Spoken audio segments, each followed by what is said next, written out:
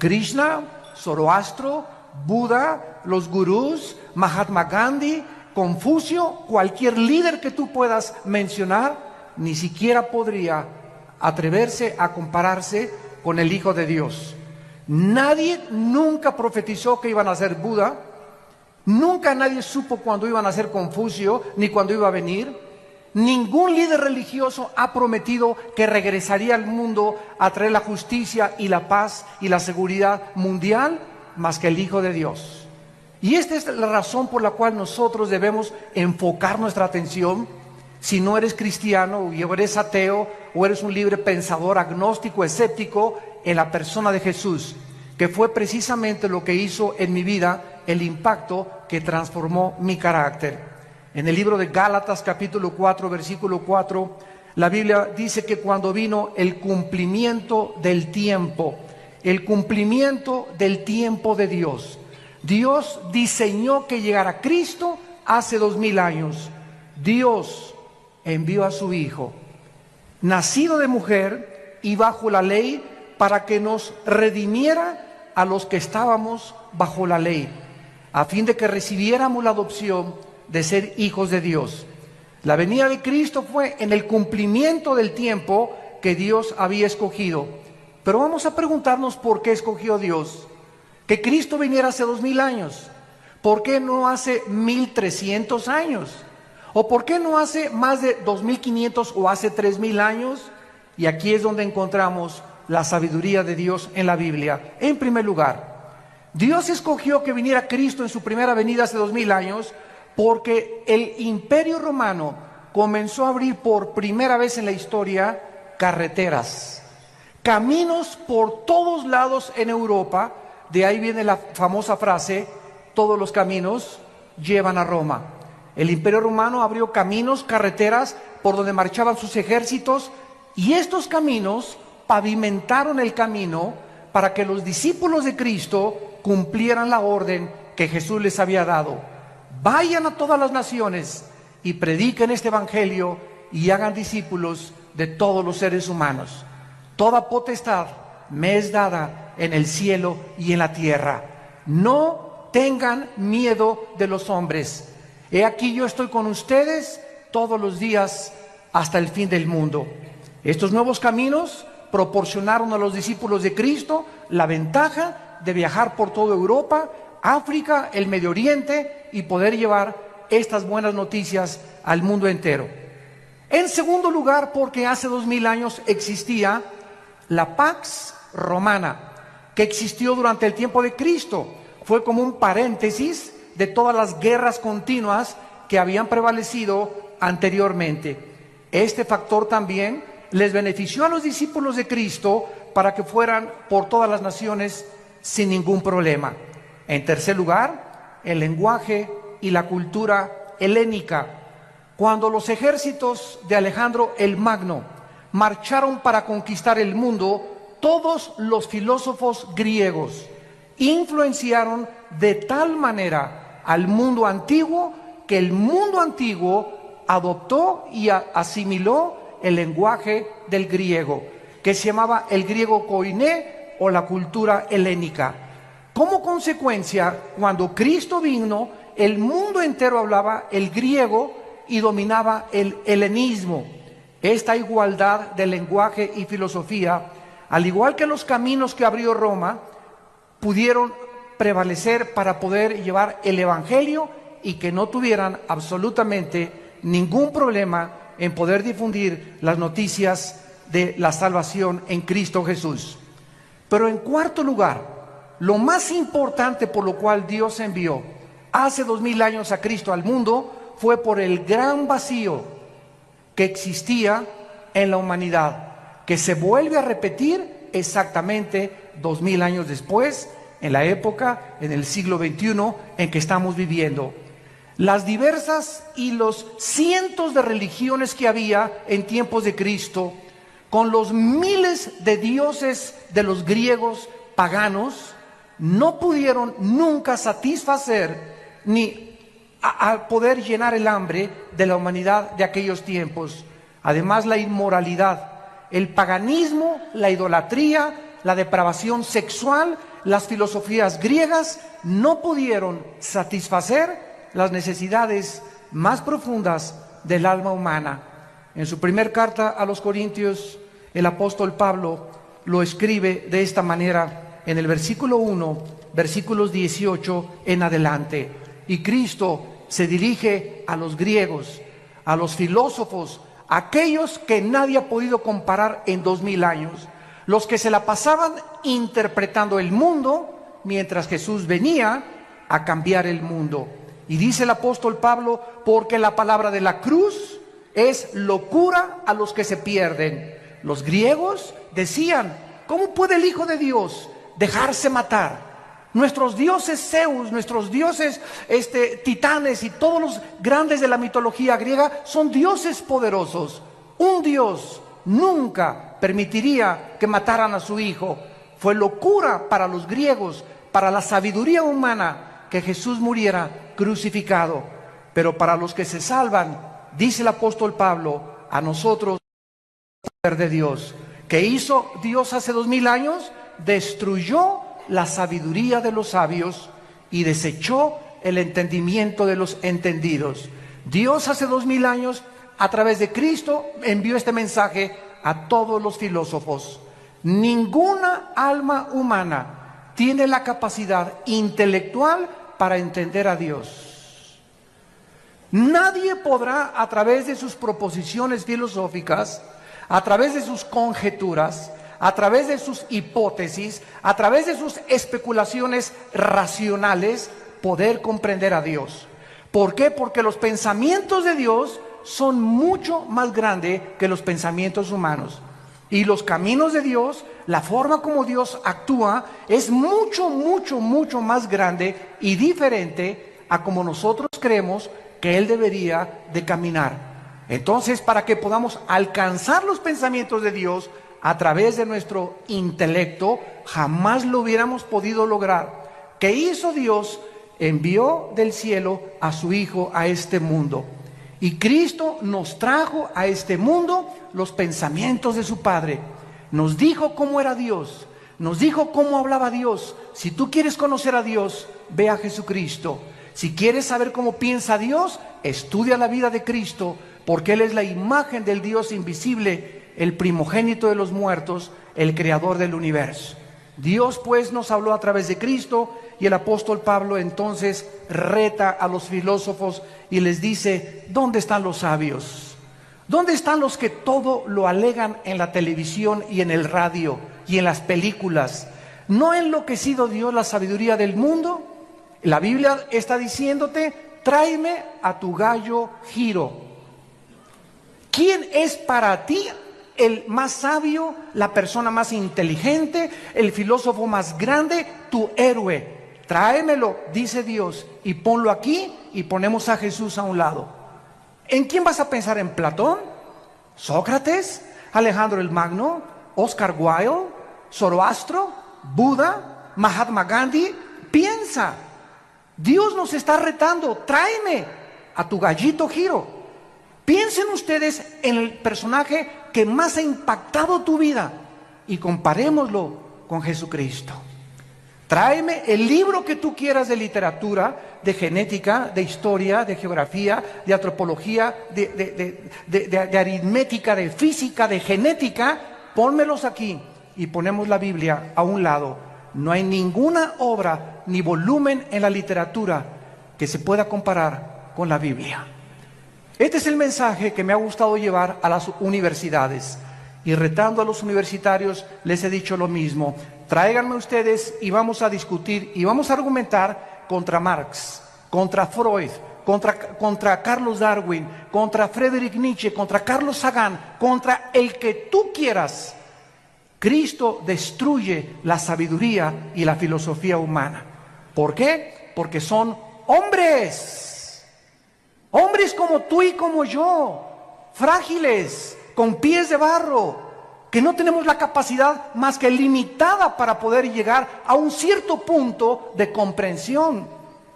Y el mundo se ha pasado tratando de entender el mal, la existencia de la maldad, que es el problema número uno de la filosofía y de los teólogos en la humanidad. La humanidad vivía en las peores condiciones en aquel tiempo, y entonces la Biblia dice, ya que en la sabiduría de Dios. El mundo no conoció a Dios mediante la sabiduría, ni de Platón, ni de los griegos, ni de Sócrates, ni de Carlos Marx, ni de ningún hombre puede darnos el conocimiento de Dios. Agradó a Dios salvar a los creyentes por la locura de la predicación. Dios escoge un mensaje que es locura al intelecto humano. Y el mensaje es este: cree en Jesucristo, lo que Él hizo en la cruz del Calvario, invítalo a tu vida como tu Salvador, y Dios te perdona tus pecados, pasados, presentes y futuros. Recibes la eternidad en ese momento, y en ese momento el intelecto humano comienza a luchar. No puede ser tan fácil. Yo tengo que irme de rodillas a la villa, tengo que hacer algunas obras, tengo que hacer esto y el otro, tengo que hacer 5 asilos, tengo que construir 10 orfanatorios, tengo que hacer algo para poder entrar al cielo. Dios dice, mis pensamientos no son tus pensamientos, sométete a mis términos, la salvación es por gracia, no es por obras. Y este mensaje contradice todas las religiones, porque todas las religiones sin excepción enseñan que debemos hacer algo. Claro que después de recibir a Cristo tenemos que manifestar de que somos cristianos con las buenas obras, pero nuestras buenas obras no son el medio para salvarnos, son solamente un punto intermedio entre la salvación y lo que Dios dijo en su palabra. O sea, no es las obras lo que nos salva, sino el fruto de nuestra salvación. No nos portamos bien para irnos al cielo, nos portamos bien porque tenemos a Cristo y lo tenemos que demostrar por la forma en que vivimos. Fue entonces, en este tiempo, que el Dios Todopoderoso, el Creador del universo, envió a su Hijo al mundo, se vistió de carne, de hueso y de sangre, y nos trae este mensaje: de tal manera los ama mi Padre, de tal manera los ama Dios, que me ha enviado a mí al mundo a morir en una cruz por ustedes, para que cualquiera de ustedes que me escuche en este momento no se pierda, mas tenga la vida eterna. Mas Dios mi Padre muestra su amor a ustedes en que, siendo pecadores, yo voy a morir en tu lugar y en mi lugar, en una cruz, para que toda la gloria de la salvación tuya y mi salvación no sea para ti, para que nadie llegue al cielo y le diga: Pedro, dame chance de entrar, por favor. Y Pedro te contesta: ¿y por qué te voy a dar chance de entrar? Es que hice 10 orfanatorios, 5 asilos, me fui a la villa de rodillas, fui una buena persona, fui fiel, etcétera, etcétera. Y te va a dar una patada, Pedro, y te va a aventar hacia abajo. Porque nadie va a entrar al cielo por sus buenas obras, sino por la sangre derramada en una cruz. Este es el medio que Dios escogió para que chocara con el intelecto humano. Porque nosotros, insisto, buscamos que necesitamos hacer algo para poder ser aceptados por Dios. Las buenas noticias es que Dios ya lo hizo todo en una cruz. Y solo a ti y a mí nos corresponde creer y aceptar lo que Dios hizo en nuestro lugar en la cruz de Cristo. Mientras la humanidad se sigue sumergiendo más y más en la inmoralidad, donde se siguen aprobando los matrimonios gays, iglesias que están aceptando, ¿verdad?, homosexuales, en el paganismo, en la idolatría, en la corrupción, en la mentira, en el fraude, las tinieblas en el siglo XX se están haciendo cada vez más densas y más densas y más densas en el mundo, pero en la mayor parte de los cristianos existe la convicción, y lo sabemos por el espíritu que tenemos dentro, que está pronto el mundo a ser sacudido por los poderes sobrenaturales de Dios. Dios ha comenzado en primer lugar a permitir que los climas cambien. Ya no hay primavera, verano, otoño o invierno. Hemos acabado con el agua, hemos contaminado la comida, hemos contaminado el aire, la guerra política se intensifica, el Medio Oriente es una olla express que en cualquier momento cualquier loco aprieta un botón y explota el Medio Oriente, el petróleo se va a $200 por barril y comienza el caos, una inflación y una recesión donde la gente va a comenzar a desmayar, dice Lucas 21, por las cosas que están por suceder en el mundo entero.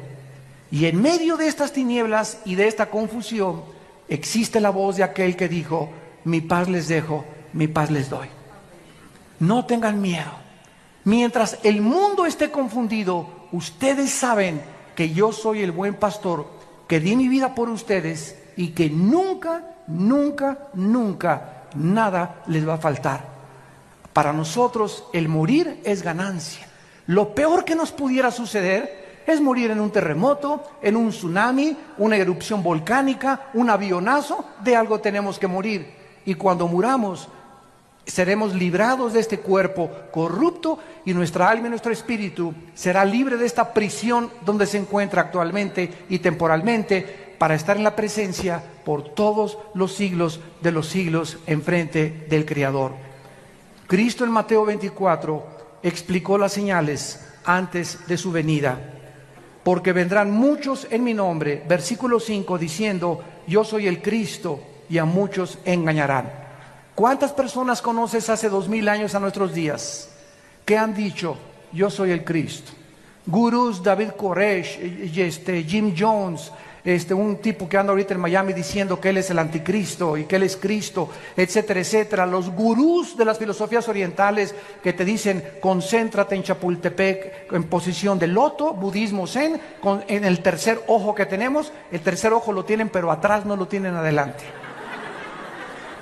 Y concéntrate en Dios, y Dios está dentro de ti, y Dios está dentro de todos los seres humanos.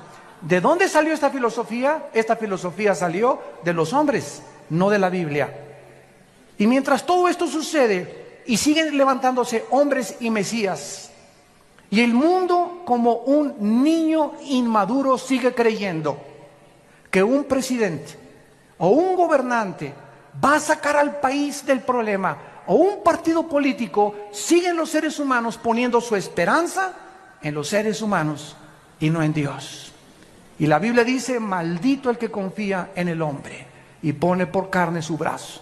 Bendito aquel que confía en Dios, porque será como árbol plantado junto a corrientes de agua, que da su fruto a su tiempo y su hoja no cae, y todo lo que haga prosperará. Nuestra confianza está en Dios. Nuestra confianza y esperanza no está en ningún político, en ningún partido, en ningún sistema político, ni socialista, ni comunista, ni democrático. Ningún sistema es perfecto, ningún estadista es perfecto, solo Jesucristo fue perfecto. Así que si tú tienes tu confianza en Dios y en Jesucristo, podrás mantenerte en un fundamento inconmovible, que es la roca, que es Jesús. Mateo 24 dice Jesucristo: van a oír de guerras y rumores de guerras. Miren que no se turben, porque es necesario que esto acontezca, pero aún no es el fin. 1914, Primera Guerra Mundial de la historia. 1939, Segunda Guerra Mundial de la historia. De 1945 a nuestros días, 445 revoluciones, más de 370 golpes de Estado, más de 15 cuantos genocidios. El siglo XX es el siglo donde más sangre se ha derramado, donde más guerras, donde más genocidios. José Stalin, Adolfo Hitler, Idi Amin, Lao Tse-tung, Mao Tse, y todos ellos, ¿verdad? Millones de personas mataron. Pero al mismo tiempo, e irónicamente, el siglo XX se caracterizó por ser el siglo donde más alta tecnología alcanzó el ser humano y donde más descubrimientos científicos se han logrado en toda la historia de la humanidad. Qué ironía que mientras el ser humano evoluciona en ciencia y en tecnología, se hunde en contrario en su moral. Cada vez se deprava más, cada vez hay más pastillas tranquilizantes, cada vez hay más confusión, porque el ser humano no fue nacido para él solucionar los problemas mundiales. Para eso tenemos a un Dios que dio su vida por nosotros en una cruz. Dice Cristo: iban a haber pestes. Te sonó la campana, ¿verdad? que la influencia, que el ébola, que esto y el otro, que el SIDA, que el retrovirus del SIDA. Va a haber hambres, terremotos y todo será principio de dolores. Damas y caballeros, el mundo está entrando, lo que Jesús dijo hace 2000 años, al principio de los dolores. ¿Estás listo? Esto no es una coincidencia que hayas venido esta mañana a este desayuno. Dios te ama y Él quiere que tú te detengas y que pienses y reflexiones que la vida es mucho más que el sexo, que es mucho más que el alcohol y que las drogas, es mucho más que el dinero y es mucho más que la popularidad y la fama que puedas tener.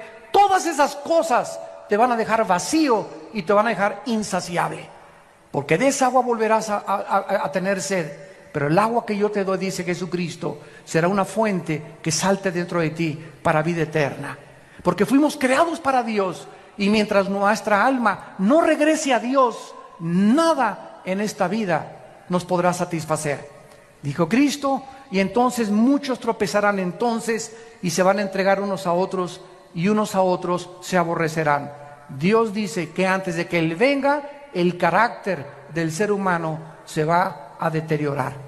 Y ahora hemos visto ya crímenes de niños de 8, de 9, de 10, 12 años de edad. Maestras de escuela acostándose con niños de 12, 13 años de edad, las maestras de 30 años. Madres que ahogan a sus hijos en los ríos y que los sacrifican porque el novio no le gustaron los hijos que tienes. Estamos viendo cosas que jamás en la historia habíamos visto. Ahora los adolescentes no son de 18 a 21 años, son de 12, 13 años de edad, ya manoseándose entre ellos, besándose entre ellos, usando drogas, usando alcohol. ¿Por qué? Porque el carácter del ser humano se está deteriorando y los padres no se han dado cuenta y lo están acabando de aceptar como algo normal.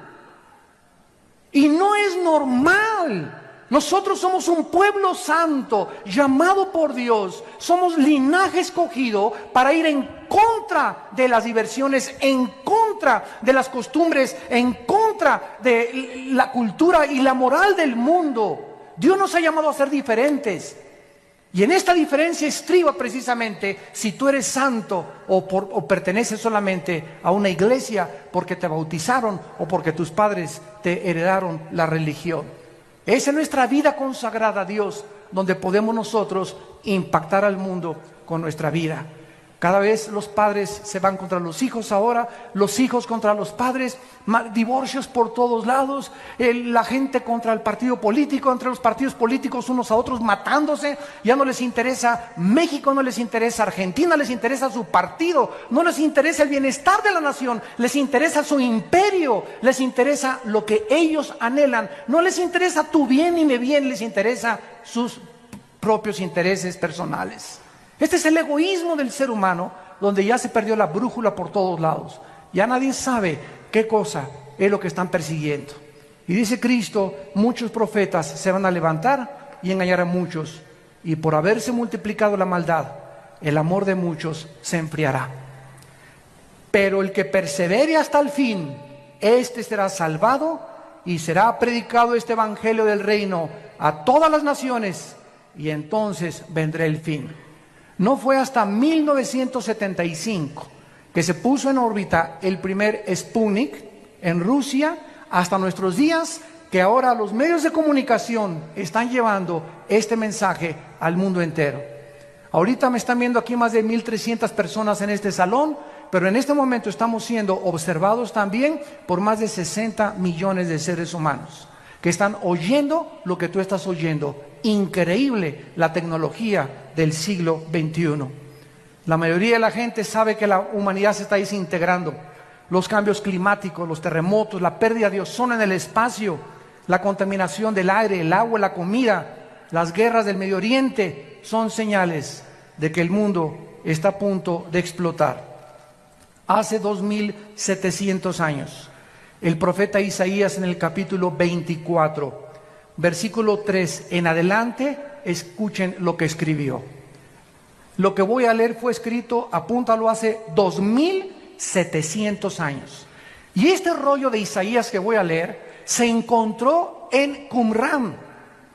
Y estos papiros originales no los inventó Don Brown ni el Código Da Vinci, ni ángeles ni demonios, no es mitología, esto está en el Museo de Israel.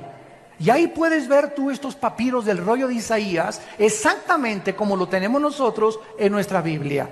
Así que si alguno tiene una duda de la veracidad de los documentos históricos de la Biblia, ahí están los documentos originales que te dan testimonio de que esto es realmente palabra de Dios.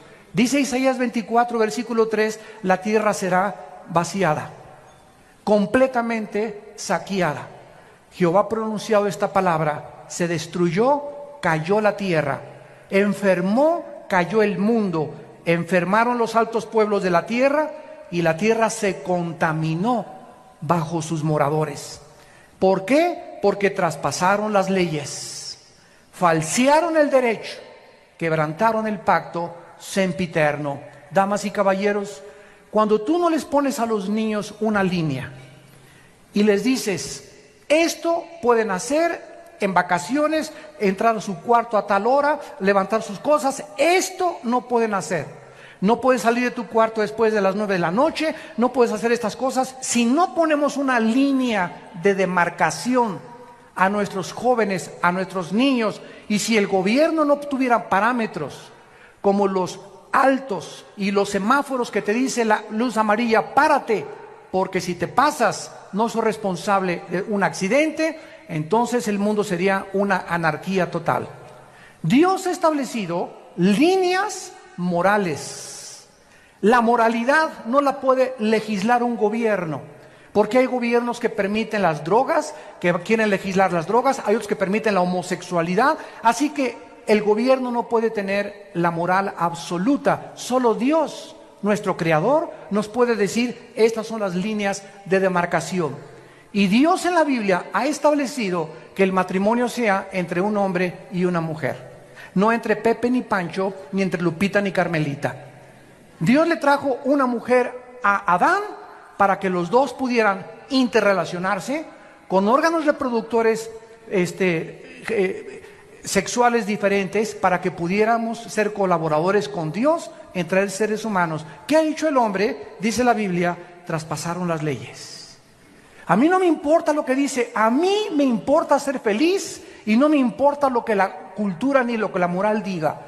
Y los gobiernos, como son democráticos, ante la presión de los homosexuales y de los grupos degenerados, el gobierno no tiene más que legislar y decir, para poder comprar votos, pues vamos a legislar la inmoralidad y la homosexualidad. Hemos llegado al punto donde hemos falseado el derecho, hemos quebrantado el pacto con Dios. Escúchenme muy bien, la humanidad nos estamos convirtiendo en animales. En animales. Donde te matan, donde te secuestran, donde creen que el otro día vi un anuncio que decía, no a la pena de muerte porque nos convierte en asesinos. El partido que escribió eso no tiene el mínimo conocimiento de lo que significa la retribución y no la venganza.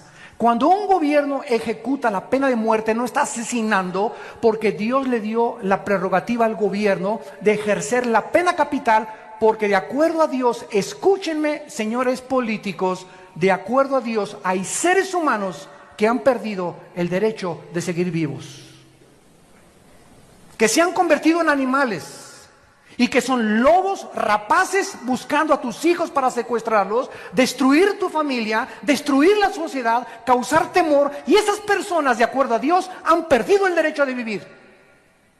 Porque es preferible que uno muera y que no secuestren a 50 y que paguen por uno solo. Esta es la filosofía y el pensamiento de Dios, no es el de nosotros. Pero nosotros entramos en una misericordia falsa. Ay, no, pobrecito. Todos los que han agarrado han dicho, prefiero que me maten a estar 75 años en la cárcel. ¿Qué cosa es lo que está sucediendo? Estamos perdiendo la brújula, donde ya nadie sabe si es bueno, si es malo, qué es mejor o qué no es mejor. ¿Por qué? Porque no son guiados por la Biblia, sino por los razonamientos y las filosofías de los seres humanos. El ser humano, dice la Biblia, va a llegar al nivel de los animales. Y dice Dios, por esta causa la maldición consumió la tierra. Sus moradores fueron asolados. ¿Será quebrantada la tierra? ¿Será removida como un borracho? ¿Se agravará sobre ella su pecado? y nunca más se levantará, porque Jehová, el Dios del cielo, lo ha determinado. En todas estas cosas, la humanidad que se encuentra en un túnel donde nadie sabe dónde está la luz, dónde está la salida. Vamos a consultarle a los de la nueva era, vamos a consultarles a los gurús, vamos a consultarles a los ateos, vamos a consultarles a los adivinos, a la bola de cristal. Y Jesús dijo: yo soy el camino, la verdad y la vida. Hay un solo camino, damas y caballeros, que es Jesucristo. Dijo Jesús: yo soy la resurrección y la vida. Y quiero decirte que si tú en esta mañana vives, es precisamente porque yo quiero que tú vengas a morar conmigo eternamente en la casa de mi Padre. ¿Por qué Cristo va a regresar? Número uno, porque la creación lo espera impacientemente. La creación ha sido contaminada con huracanes, tornados, lluvias, tormentas, erupciones volcánicas. ¿Por qué? ¿Ha existido esto siempre en la humanidad? Así es, desde que el primer hombre pecó en el huerto del Edén. Dios puso un planeta perfecto como administrador a una primer pareja y el hombre se rebeló contra Dios. Y Dios ha dejado esta rebelión continuar hasta el tiempo en que Él va a venir a poder acabar con la maldad.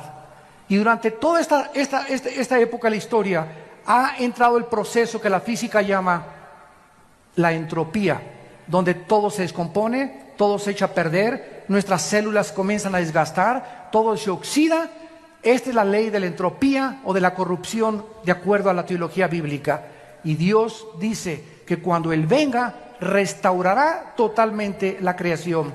Miren lo que dice en Isaías 11, versículo 6, que pasará con el mundo ecológicamente cuando Cristo regrese. Morará el lobo con el cordero, el leopardo con el cabrito se acostará, el becerro y el león, la bestia, andarán juntos, y un niño los pastoreará. La vaca y la osa pasarán, sus crías se echarán juntas, y el león como el buey comerá paja. ¿Qué dice la Biblia? Que los leones antes no eran feroces. Dios no creó a los leones feroces, Dios no le puso veneno a los alacranes, ni a la viuda negra, Dios no le puso la ferocidad a las bestias de la selva. Dios no es el autor de lo que tenemos a nuestro alrededor, somos nosotros. Cuando nosotros pecamos, inmediatamente se contaminó todo lo que estaba a nuestro alrededor. ¿Por qué? Porque el ser humano alejado de Dios no tenía el derecho de vivir en un mundo perfecto. El momento en que nosotros nos rebelamos contra Dios, me contamino a mí mismo, me comienzo a autodestruir, comienzo a destruir a mi esposa, comienzo a destruir a mis hijos, comienzo a lastimar a toda la gente a mi alrededor, porque el pecado es contagioso. Y si no entendemos esto, ¿por qué la Biblia aparta el pecado de la santidad? Nunca vamos a comprender la mente de Dios. Cuando tú pecas, estás escogiendo sufrir. Cada vez que tú pecas, vas a sufrir. Y vas a sufrir más allá de lo que tú creías que ibas a sufrir. El precio que vas a pagar va a ser más caro que el que pensabas que ibas a pagar, y te irá peor de lo que pensaste que te iba a ir. El pecado trae consecuencias, porque la paga del pecado es la muerte.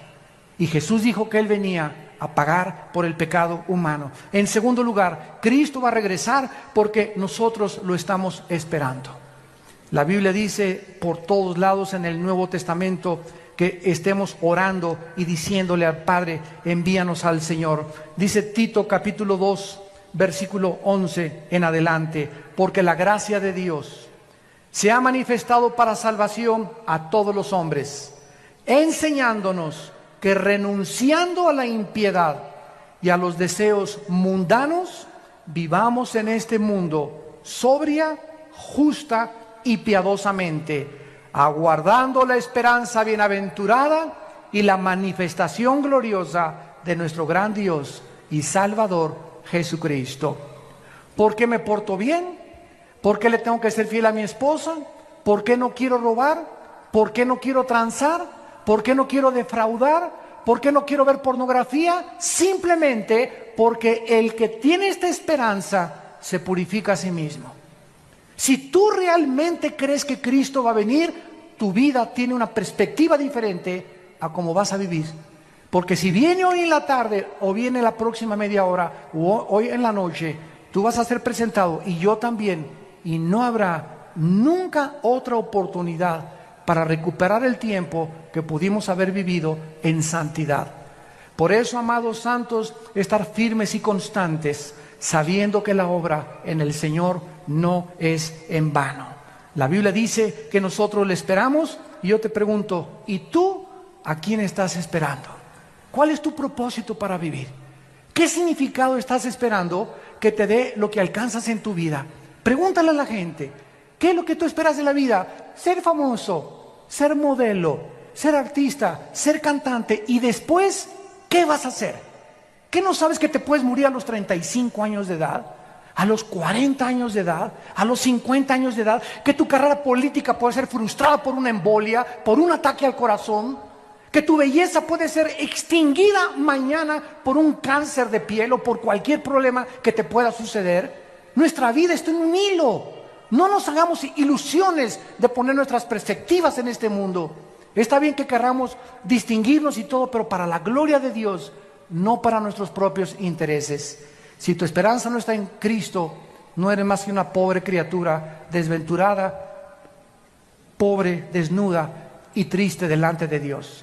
Porque lo que le da significado a nuestra vida es esperar a Cristo. En tercer lugar, Cristo tiene que venir porque la justicia lo demanda legalmente. Si Dios es justo y Dios ama la justicia, cuando Él venga, tiene que castigar el pecado. La paga del pecado es la muerte. ¿Cuántas personas conoces tú que se han muerto sin ir a la cárcel? ¿Cuántas personas hay en la cárcel que deben estar afuera? ¿Y cuántas personas hay afuera que deberían estar encerrados, pero por su influencia o por su dinero pueden salvarse del castigo judicial en este mundo? Escúchame, Dios algún día te va a pagar con todo lo que hiciste. No hay ninguno de nosotros que se le pueda escapar a Dios en el día del juicio, por cuanto Dios ha establecido un día en el cual juzgará al mundo con justicia, dando testimonio a los hombres con haber levantado a su Hijo de entre los muertos. En cuarto lugar, Cristo va a regresar para cumplir las profecías que Él dijo acerca de su venida. En el capítulo 14 de Juan, antes de morir, el día antes, Jesús les dijo a sus discípulos: no se turbe vuestro corazón, creen en Dios, creen también en mí. No permitas en estos meses y años que estamos viviendo que nada de las noticias, que el petróleo cayó, que el dólar cayó, que no hay trabajo, no permitan, dice Dios, que nada les robe su paz. Lo que nos hace ser vencedores ante las circunstancias adversas del mundo es la paz de Dios. Si tú no tienes en esta mañana, ustedes que nos ven por la televisión, si tú no tienes paz en tu vida, no puedes alcanzar ni lograr nada. Y déjame decirte algo, no tienes paz porque el pecado trae culpa, vergüenza, intranquilidad, irritabilidad, rencor y amargura. Cada vez que pecas, pierdes la paz, pierdes la tranquilidad, no te aguanta ni tu perro. Pero cuando tenemos paz, somos gobernados por algo que sobrepasa el entendimiento, y que aunque podamos alrededor estar en medio de un huracán y de un tornado, sabemos que nuestras vidas están totalmente en las manos de aquel que dio su vida por nosotros en una cruz. Cristo dijo: en la casa de mi Padre muchas moradas hay. Si así no fuera, yo os lo hubiera dicho. Voy a preparar lugar para ustedes, para que si yo me fuere, vendré otra vez y los tomaré a mí mismo, para que donde yo estoy, ustedes también estén. Y ustedes saben a dónde voy y sabéis el camino. Tomás le dijo: no sabemos dónde vas, ¿cómo podemos saber el camino? Jesús le dijo: yo soy el camino, yo soy la verdad y yo soy la vida. Nadie viene al Padre si no es por mí. Cuando yo leí esto hace 33 años, fue lo que hizo que mi vida fuera consagrada a Dios. Cuando yo leí esto, ya había estudiado yo las religiones, Buda, había pertenecido al Partido Comunista, quería ser gurú, me quería el Himalaya, me quería rapar como los Hare Krishna, quería experimentar con las drogas, con la marihuana, con el LSD, etcétera, etcétera. Y cuando yo me enfrento con estas palabras de este hombre, caí en ese momento, eran las 1:30 de la madrugada en mi casa, bañado en lágrimas. Por fin descubría a alguien que me decía, no puede que, quizá, chance y, a lo mejor, me encontraba con alguien que me decía, yo soy el camino. No hay ningún otro camino, Armando, me decía Jesús, más que yo. Cualquier otro camino en el que tú te encuentres es un camino que conduce a la muerte. Yo soy el camino por donde tú debes andar, agárrate de mi mano, dice Jesús, y vas a caminar conmigo, y vas a tener vida y vida en abundancia. Y además cuando mueras vas a seguir siendo pastoreado por toda la eternidad por mi Padre. Cristo viene para cumplir sus promesas que Él nos ha hecho. Y terminamos viendo los contrastes entre la primera y la segunda venida de Jesucristo. En la primera venida de Jesucristo, Él vino a quitarse el trono, la corona, los vestidos reales y bajó a un mundo de pordioseros. Bajó a un basurero que es el planeta Tierra. Y estando en la condición de hombre, no invitó a su nacimiento al Shah de Irán, ni a la Pompidou, ni a los Richelieu, no inventó a la clase media alta, ni a los políticos, ni a los encumbrados. Cuando Él nació, imagínate esto, el creador del universo nace en un pesebre. ¿Qué nos dice esto? Que Dios es un Dios humilde. Y que ese carácter de Dios lo debemos llevar nosotros en nuestra alma. Inmediatamente la humildad se refleja en los que siguen a Jesucristo de todo corazón.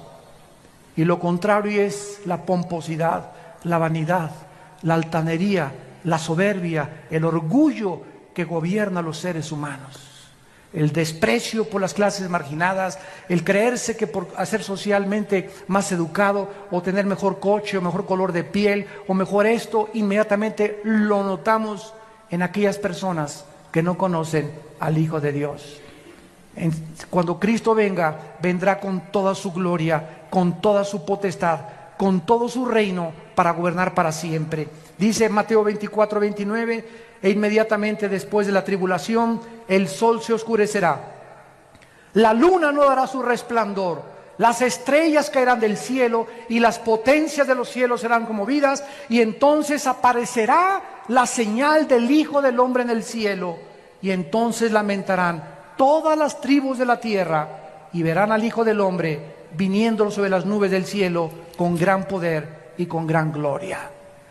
Vino como un siervo, cuando Él venga, viene a reinar sobre nosotros. En segundo lugar, vino como un cordero en su primera venida, cuando estaban ante sus enemigos, no abrió su boca. Pilato le dijo, defiéndete, ¿qué no sabes que tengo poder para crucificarte o para soltarte? Cristo sabía que su vida no dependía de un gobernador. Y le contestó a Pilato y le dijo, ninguna autoridad tendrías si no te fuera dada del cielo. Él vino a entregarse como un cordero, pero cuando Él regrese, vendrá como el león de la tribu de Judá, a juzgar a los vivos y a los muertos. En su primera venida fue juzgado.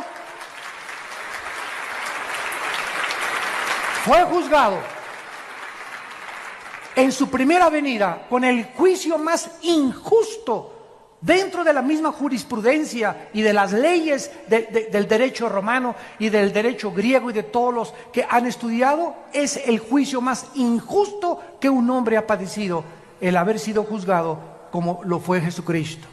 En su segunda venida, Él vendrá como el juez de toda la humanidad.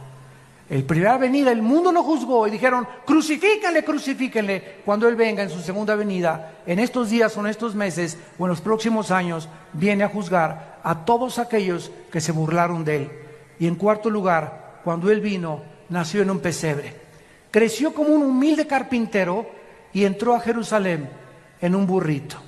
no como los centuriones romanos montados en caballos blancos y con una diadema de hojas de olivo. Él entró en un burrito a Jerusalén lleno de lágrimas, diciéndole al mundo: ustedes deben arrepentirse de sus pecados.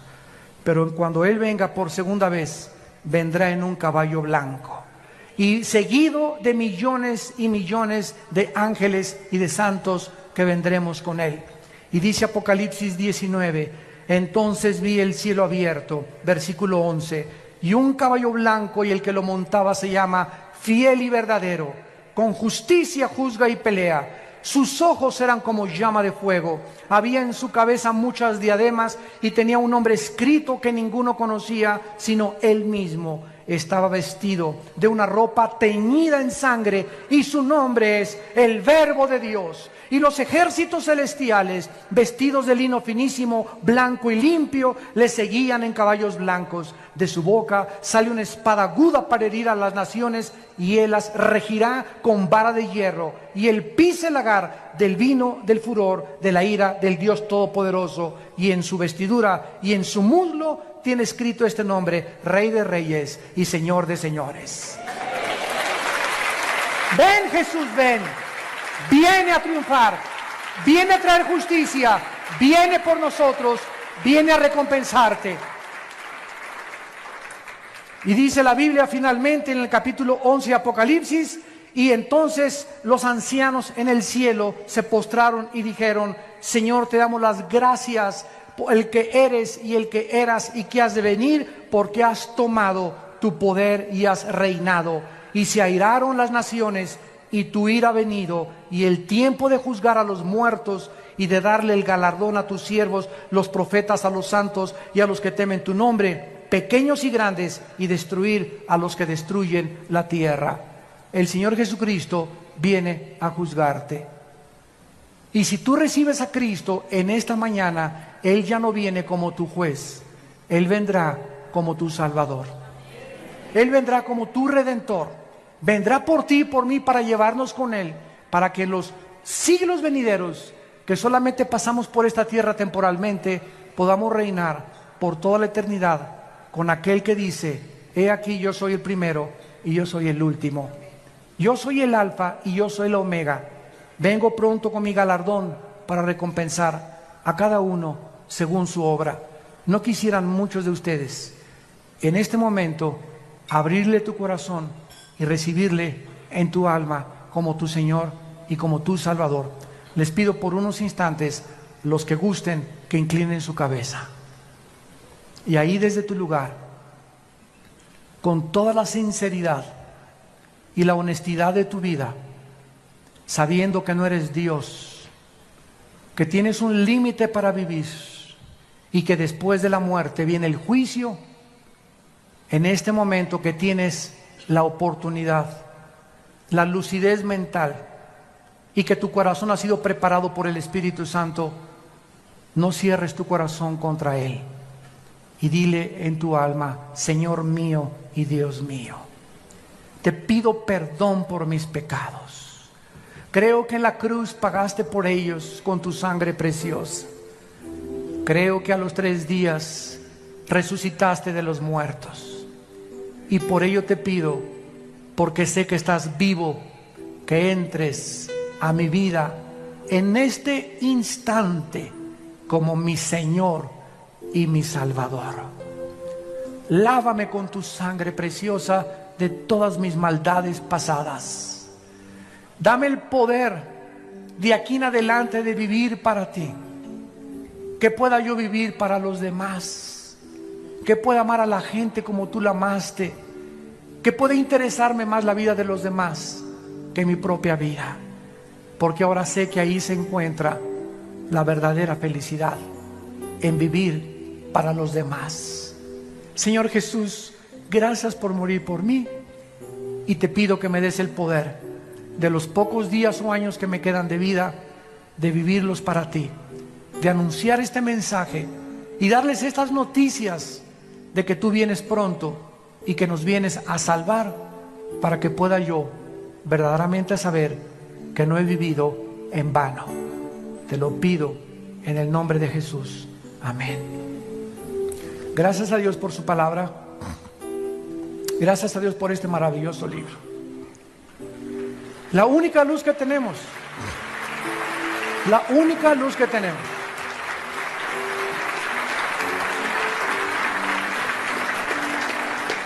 Haríamos bien en estar atentos como una antorcha que alumbra en lugar oscuro a la palabra de Dios.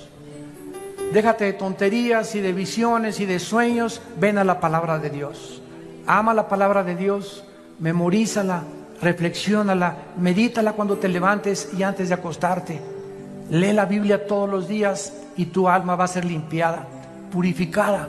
Tus pensamientos van a ser renovados, transformados, revolucionados, porque comenzarás a pensar como piensa Dios. Comenzarás a entender cosas que no habías entendido, por cuanto ojos que no han visto ni lo que ha subido en el corazón son las que Dios tiene preparadas para los que le aman. En esta mañana, todos ustedes que invitaron a Cristo por primera vez, nos gustaría felicitarlos, decirles que nos sentimos muy orgullosos de ustedes y más Dios, porque hay una gran fiesta en el cielo por cada pecador que se arrepiente. Todos ustedes que hicieron esta oración invitando a Cristo por primera vez, les quiero pedir que se pongan de pie. Párense los que hicieron esta oración. Gracias, mira cuánta gente, gracias a Dios. Dios los bendiga. Gracias, ponte de pie. Ponte de pie, no tengas temor del hombre. Gracias a Dios por todas estas almas. Gracias, Señor. Gracias, Señor.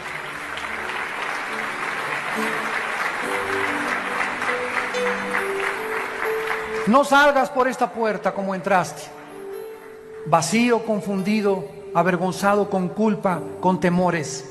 Si sales por esa puerta como entraste, es porque tú has decidido seguir así. Pero nunca se te va a olvidar que hoy Dios te dio la oportunidad de entrar a tu vida, de cambiar y librarte de tus temores, de tus ansiedades, de tus depresiones.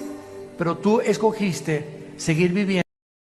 Y por eso andas deprimido y ya no puedo y esto y el otro. ¿Por qué? Porque somos humanos.